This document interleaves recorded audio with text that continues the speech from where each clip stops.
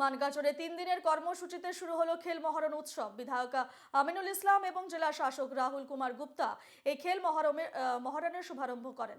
মানগাচরের মানিক সরকার high স্কুলের খেলার ময়দানে খেল মহারণ 2.0 ওর শুভারম্ভ হয়।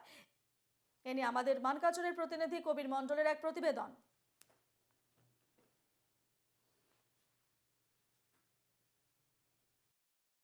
মানকাচরে আজকে থেকে আরম্ভ হলো জেলা এবং সমষ্টি ভিত্তিক 2.0 খেল মহারণ।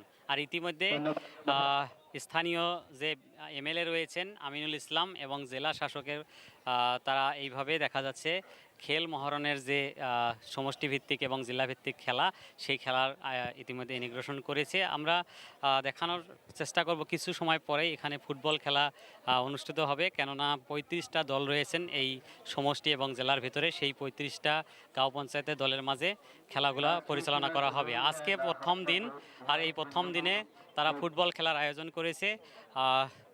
মোট 5টা খেলা রয়েছেন, তার ভিতরে আজকে ফুটবল খেলা অনুষ্ঠিত করা হবে। আমরা কথা বলার চেষ্টা করব, আমাদের সঙ্গে বিধায়ক এমএলএ সাহেব রয়েছেন, আমরা কথা বলবো। এই যেটা দেখা যাচ্ছে খেল মহারণ আজকে আরম্ভ হয়েছে সমষ্টি এবং জেলা ভিত্তিক। 35টা জিপির 35টা দল আজকে ফুটবল খেলবে।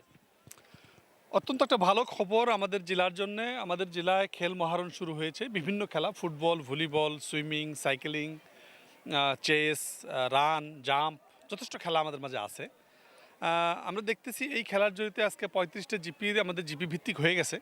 আমাদের যেহেতু একটাই সমষ্টি, একটা জেলা, সেই জন্য জেলা ভিত্তিক তথা সমষ্টি ভিত্তিক খেলা আজকে শুরু হলো, শুভ উদ্বোধন আজকে হলো। আমি আমার জেলা কার্যালয়, আমার জেলার যে আমার জেলা আয়ুক্ত, সবাই মিলে আমরা খেলা উদ্বোধন করলাম।